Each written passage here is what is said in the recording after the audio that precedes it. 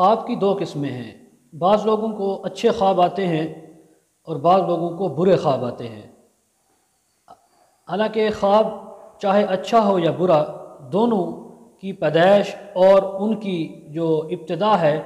وہ اللہ ہی کی طرف سے ہوتی ہے، یعنی دونوں خواب اللہ کے حکم سے اور اجازت سے ہی آتے ہیں۔ لیکن اگر کسی آدمی کو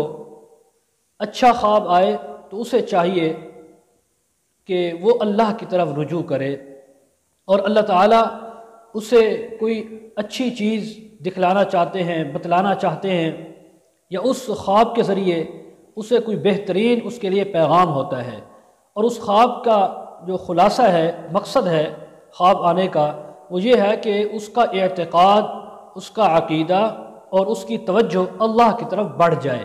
اگر پہلے کسی درجے میں ہے، اگر وہ درجہ کم ہے تو وہ اپنے اس اعتقاد اور عقیدے کے درجے کو اور بڑھائے اور مضبوط کرے۔ اگر خواب،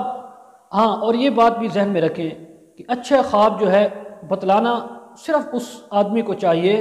کہ جس سے آپ کو محبت اور عقیدت ہے۔ مثلا ایک عالم ہے، عالم دین ہیں، آپ ان کو فالو کرتے ہیں، کوئی بزرگ ہیں، تو اپنے خواب ان کے سامنے آپ بیان فرمائیں تاکہ وہ آپ کو خواب کی اچھی تعبیر دیں، خواب کے بارے میں اچھی اچھی باتیں آپ کو بتلائیں اور حقیقت پر مبنی ہوں۔ بعض اوقات یہ ہوتا ہے کہ آدمی خواب کسی اور ایسے انجان عام آدمی کو بتلا دیتا ہے تو اس کی وجہ سے اس خواب کی وہ تعبیر خود سے نکالنا شروع ہو جاتے ہیں، تو اس کا یعنی برا اثر یہ ہوتا ہے کہ اس خواب کی تعبیر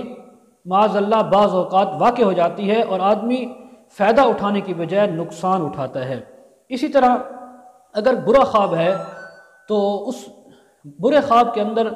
یعنی اس بات کا خیال رکھنا چاہیے کہ وہ برا خواب کسی سے بیان نہیں کرنا چاہیے۔ اگر تعبیر اس کی پوچھنا مقصود ہو، زیادہ ضروری ہو،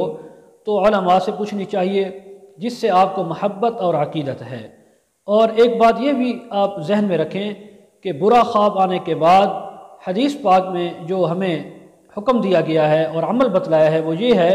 کہ 3 بار آپ جو ہے تھوک ڈال دیں،